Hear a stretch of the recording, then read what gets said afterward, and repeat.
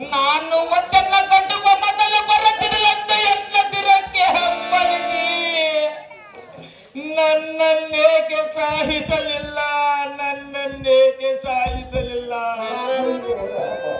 ಓ ಪರಮಾತ್ಮ, ನೀನು ಹೇಳಿದ ವಾಕ್ಯ ಎಂತ ಆಲೋಚನೆ ಮಾಡಿ ವಚನ ಕೊಡು ಎಂದು ಹೇಳಿದೆಯಲ್ಲ, ಇಂದು ಆ ಅಮರವಾಣಿ ಸತ್ಯವಾಯಿತು ತಂದೆ, ಸತ್ಯವಾಯಿತು. ಅಮ್ಮಯ್ಯ, ಎತ್ತ ಮಾತೆಯ ಶಿರವನ್ನು, ಅಮ್ಮಯ್ಯ, ಎತ್ತ ಮಾತೆಯ ಶಿರವನ್ನು ತೆರೆಯುವ ಮಗನು ಯಾವ ಮನೆಯಲ್ಲಿ ಇರುವನು? ನವ ಮಾಸ ಗರ್ಭದಲ್ಲಿ ಎತ್ತು ಒತ್ತು ಸಾಕಿ ಸಲಹಿದ ಎತ್ತ ತಾಯಿಯ ಶಿರವನ್ನು ತೆರೆಯುವ ಮಗನು ಹುಟ್ಟಿರುವನೇ ಈ ಜಗದಲ್ಲಿ. ಅಮ್ಮ, ಓ ದೇವ, ಮಾತೃದೇವ ಭವ ಎಂದು ಶ್ರುತಿಗಳು ಕರವೆತ್ತಿ ಸಾರುತ್ತಿಯವು. ಅಮ್ಮಯ್ಯ, ಎತ್ತ ಮಾತೆ ಒತ್ತ ಭೂಮಿ ಒಂದೇ. ಮಾತೆ, ಈ ಪರಶುವಿನಿಂದ ನಿನ್ನ ಶಿರವನ್ನು ನಾನು ಹೇಗೆ ತೆರೆಯಲಿ ಮಾತೆ, ಹೇಗೆ ತೆರೆಯಲಿ? ಸಹಿಸು ಮಾತೆ, ಸಹಿಸಲಾರನಿ ಎನ್ನ ಮನೋರಕ್ಕೆ. ಅಮ್ಮಯ್ಯ, ಈ ಜಗತ್ತಿನಲ್ಲಿ ಎನ್ನ ಹೆಸರಿಗೆ ಕಳಂಕ ಬರುವಂತಾಯಿತು. ಅಮ್ಮಯ್ಯ, ನೀನೇ ಹೇಳು ನನಗೆ ಧೈರ್ಯ.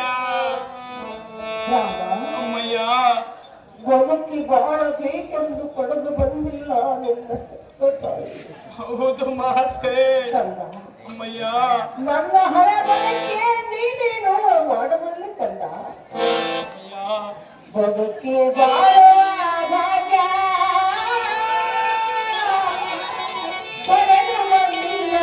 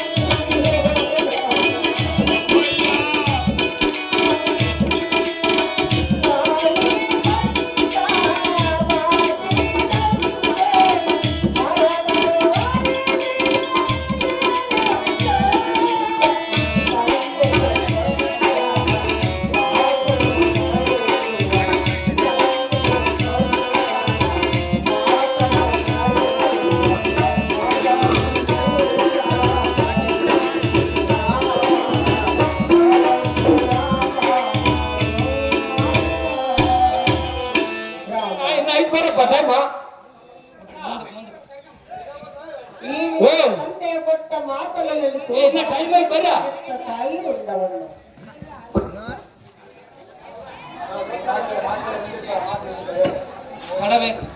ತಡಬೇಕರಾಮ ನಿನ್ನ ತಡಬೇಕರಾಮ ಹರಗಡದ ಬಿಡಿ ನಿನ್ನ ಎತ್ತ ಬಾಯಸರ ಸುರೇಖ ಚಂದ್ರಿಕ. ಅಹೋ ತಂದೆ, ನಿನ್ನ ಆಜ್ಞೆಯನ್ನು ನೆರವೇರಿಸಿ ಬಂದೆ. ಅಹೋ ಕುಮಾರ,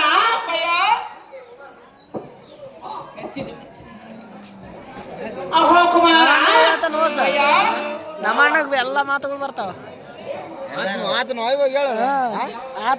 ಅಹೋ ಕುಮಾರ, ಎನ್ನ ತಾಯಿಗೆ ಜೀವದಾನ ಮಾಡಬೇಕು. ನಿನಗೆ ಯಾವ ವರ ಬೇಕು ರಾಮ? ಬೇಡು ಬೇಡು ಎಂಬ ಮನವಿಚ್ಚ ಬೇಗನೆ ಪ್ರತಿಜ್ಞೆ ಮಾಡಿದ್ರ ನಾನು ಕೇಳುವ ವರ ಕೊಡುವನಂತೆ. ಕೊಟ್ಟು ಮಾತು ತಪ್ಪವನಲ್ಲ, ತಪ್ಪವನಲ್ಲ. ಅಹೋಮಯ್ಯ, ಮರಳಿ ಎನ್ನ ತಾಯಿಗೆ ಜೀವದಾನ ಮಾಡಬೇಕು. ನಿಮ್ಮ ಕ್ರೋಧಾಜ್ಞೆಯಿಂದ ದಗ್ಧೈಸಿದ ನಮ್ಮ ಅಣ್ಣಂದಿರು ಪುನಃ ಜೀವನದಿಂದ ಎಬ್ಬಿಸಬೇಕು. ಮೂರನೇ ವರವಾಗಿ ನೀವು ಕ್ರೋಧಾಜ್ಞೆಯನ್ನು ಬಿಟ್ಟು ಸದಾ ಶಾಂತ ಚಿತ್ತರಾಗಬೇಕೆಂಬುದನ್ನೇ ನಡೆಸಿಕೊಡಿ ಎನ್ನುವ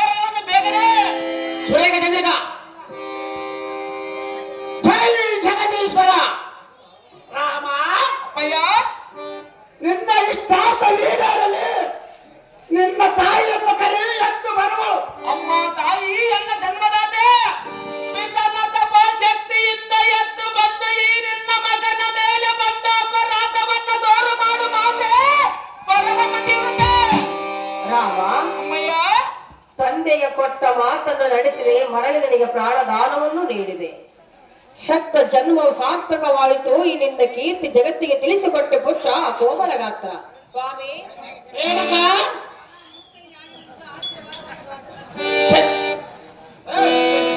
ಸತಿ ರೇಣುಕಾ ನಿಮ್ಮ ಜನ್ಮವಾಯಿತು ಸಾರ್ಥಕ. ಇಲ್ಲೆಂದ ಶರಕಾಲವಿರಲಿ ನಿನಗೆ ಸರ್ವಸುಖ.